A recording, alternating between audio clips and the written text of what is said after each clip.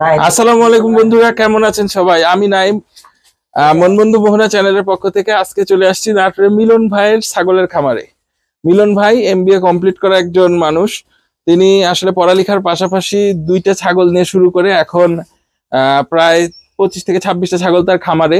তো প্রত্যেকটাই অত্যন্ত উন্নত জাতের, ভালো মানের এবং স্বাস্থ্যসম্মত উপায়ে এখানে লালন পালন হচ্ছে এবং মানে অসাধারণ। এখানে এসে আমার মনটা খুব ভালো হয়ে গেছে। তো বেশি কথা আর বলবো না, চলুন মিলন ভাইয়ের সাথে কথা বলি। আর এই যে সুন্দর সুন্দর ছাগল তার খামারে, এগুলো একটু দেখি আর তার এই পথ চলার গল্পটা শুনি।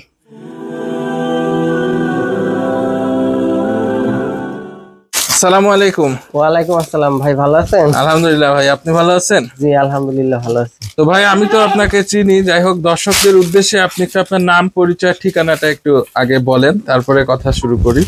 জি আমার নাম হচ্ছে মোহাম্মদ আশরাফুল ইসলাম, আমার মিলন বলে আর কি চিনে মানুষ। মিলন ভাই? হ্যাঁ হ্যাঁ মিলন ভাই। আর আমার বাসা হচ্ছে নাটোর জেলা, নাটোর থানা, চৌরিগ্রাম। চৌরিগ্রামে। তো ভাই লেখাপড়া করেন কিসে? ভাই আমি এমবিএ তে মানে শেষ করলাম আর কি, এমবিএ পরীক্ষা হয়ে গেছে। এমবিএ শেষ করলেন? জি। তো আসলে আমাদের দেশে তো মানুষ এমবিএ করার পরে ব্যাংকে বা বড় বড় প্রতিষ্ঠানে চাকরির চেষ্টা করে। তো আপনার মাথায় এই আইডিয়া কিভাবে আসলো যে ছাগল পালন করে আর কি সফল হওয়া যায়, বা কিভাবে শুরু করলেন? ভাই এই আইডিয়া বলতে এটা আমি অনেক দিন থেকে আছে, আমি যখন এসএসসি পাস করি তখন থেকে আর কি এগুলো পালতেছি। তখন ছোট ছিল, এখন আস্তে আস্তে আর কি বড় হয়ে গেছে। প্রথমে কতগুলা ছাগল নিয়ে শুরু করছিলেন? প্রথমে দুইটা ছাগল ছিল। আচ্ছা, তো দুইটা ছাগল কি দুইটাই মেয়ে ছাগল ছিল? জি তখন দুইটাই মেয়ে ছাগল ছিল। তো কতদিন আগে এটা, মানে আনুমানিক কত বছর হচ্ছে? এটা 15 সালে। 15 সালে, মানে 10 বছর। হ্যাঁ হ্যাঁ 10 বছর। এখন আপনার টোটাল ছাগলের সংখ্যা কত?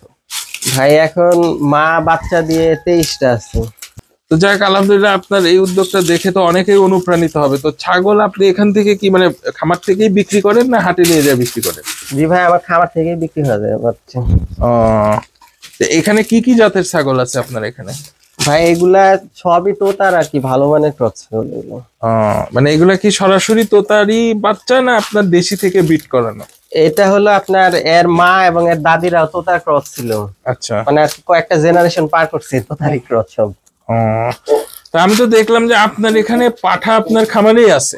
হ্যাঁ পাঠা ছাড়া তো খামার চালানি মুশকিল। না, অনেকে আছে যে আমি দেখি যে যারা বাইরের খামার থেকে ব্রিডিং করায়। তো আপনার কি মনে হয় কোনটা বেশি ভালো, নিজের খামারে পাঠা থাকলে ভালো না বাইরের? ভাই বাণিজ্যিক আকারে যারা শুরু করতে চায় 8-10টা নিয়ে, তারা নিজের জন্য একটা পাঠা রাখা খুব জরুরি। কারণ পাঠা না থাকলে আপনার ছাগল হিটে আসে না ঠিক মতো, আর আপনি হিট বুঝতেও পারবেন না। উন্নত জাতের ছাগলগুলা মানে হিটে আসলে খুব একটা বোঝা যায় না, তাই পাঠা থাকা খুব জরুরি খামারে।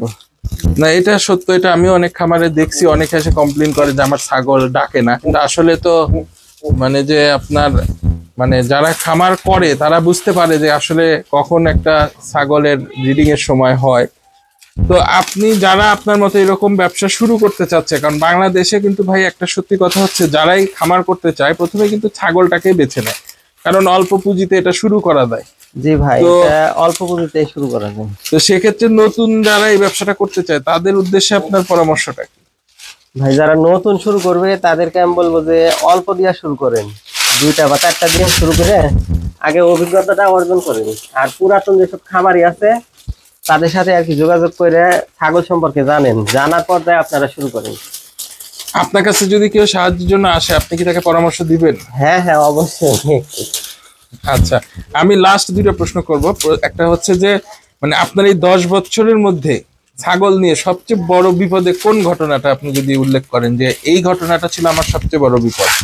ভাই 18 সালে একটা ছাগল আমার ওই যে ঘাসগুলো আমরা খাওয়াই আর কি, মানে অতিরিক্ত নাইট্রোজেন সমৃদ্ধ যে ঘাসগুলা, মানে ইউরিয়া সার প্রয়োগ করার সাথে সাথে যে ঘাসটা হয় ওটা দেওয়া যাবে না আর কি।